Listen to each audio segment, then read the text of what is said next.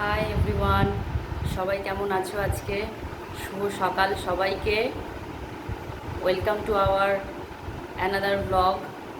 আজকে তোমাদের সাথে একটা রেসিপি শেয়ার করব, সেটা তোমাদের সবার জানা, নিরামিষ আলুর দম কী করে করব, সহজ উপায়ে, একদম খুব সহজ উপায়ে। তো চলো তোমাদেরকে দেখাই কিভাবে করবে। প্রেশার কুকারে আলু সেদ্ধ বসিয়ে দিয়েছি। প্রেশার কুকারে আলুটা সেদ্ধ হয়ে নিক। আর এদিকে কেটে নিয়েছি টমেটো আর ক্যাপসিকাম। এবারে এদিকে দেখো, মিক্সি জারে তোমরা পোস্ত, কাঁচা লঙ্কা আর কাজু আর সামান্য একটু চারমগজ নিতেও পারো, নাও নিতে পারো, তোমাদের পছন্দ মতন তোমরা নিয়ে নেবে। এটাকে এবার ভালো করে মিক্সিতে ঘুরিয়ে নেব। আর আদাটাও অ্যাড করে নেবে এর সাথে। এদিকে দেখো, কিছুটা পরিমাণ টক দইও নিয়ে নিয়েছি। টক দইটা এবারে এই মিক্সি জারে দিয়ে দেবো। একটু মিক্সিতে ঘুরিয়ে নিলে তাহলে কি ফ্যাটানোটা ভালো হয়, না হলে তোমরা চামচে করে ফ্যাটাতেই পারো, তাতে কোনো অসুবিধা নেই।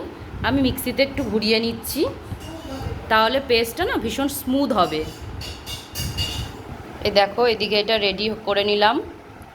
এরকম মিক্সিতে ঘুরিয়ে দইটা নিলে খুব সুন্দর একটা পেস্ট তৈরি হয়।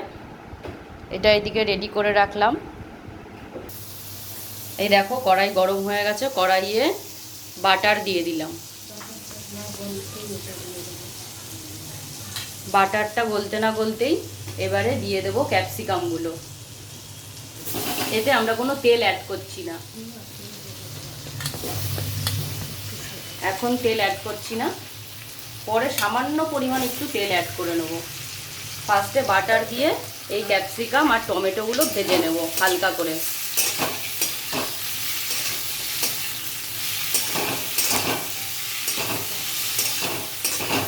খুব বেশি ভাজবে না, হালকা করে ভাজবে, যেন ক্যাপসিকামের একটু ক্রাঞ্চি ভাবটা থাকে।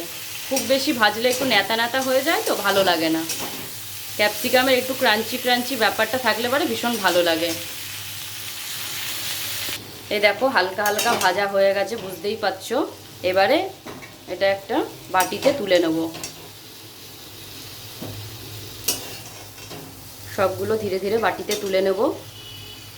এবারে কড়াইয়ে অল্প পরিমাণে ঘি দিয়ে দেবো। তোমরা যারা হেলথ কনসাস, যারা ঘি পছন্দও করো না, তারা তোমরা তেল অ্যাড করে নিতে পারো তোমাদের পছন্দ মতন। আজকে আমরা রেসিপিটা ঘি এবং বাটার দিয়েই করব। তোমরা চাইলে তেল দিয়েও করতে পারো, অসুবিধে নেই। আর একটু পরিমাণে বাটারও দিয়ে দিলাম ঘিয়ের সাথে।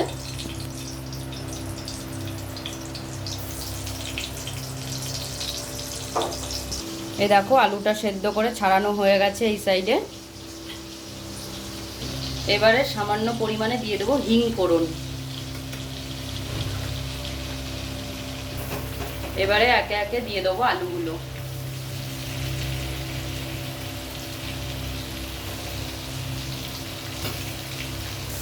আলুটা এবারে হালকা করে ভেজে নেব। পরিমাণ মতন নুন দিয়ে দেবো। এবারে ভালো করে নেড়ে নিয়ে নুনটাকে ভেজে নেব।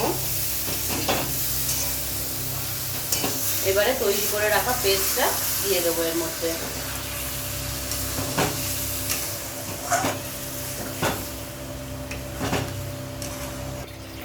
এর মধ্যে সামান্য পরিমাণে একটু তোমরা জল অ্যাড করে নিতে পারো, কারণ এইটা পরে রান্নার শেষে একটু ঘন মতন হয়ে যাবে, তো পুরো একদম মানে গাঢ় হয়ে যাবে ব্যাপারটা, তো সেই কারণে সামান্য জল অ্যাড করে নেবে।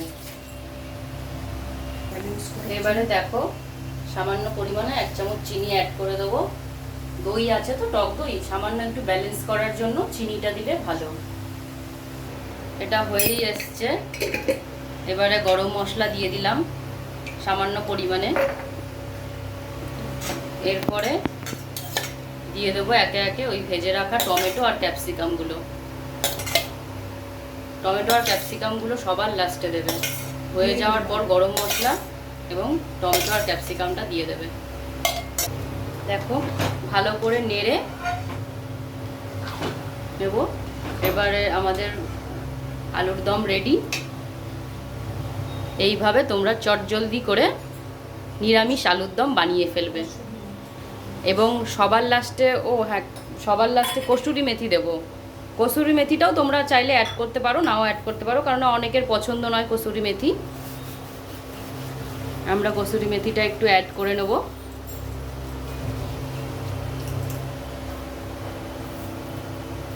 এই দেখো এবারে পুরো রেডি।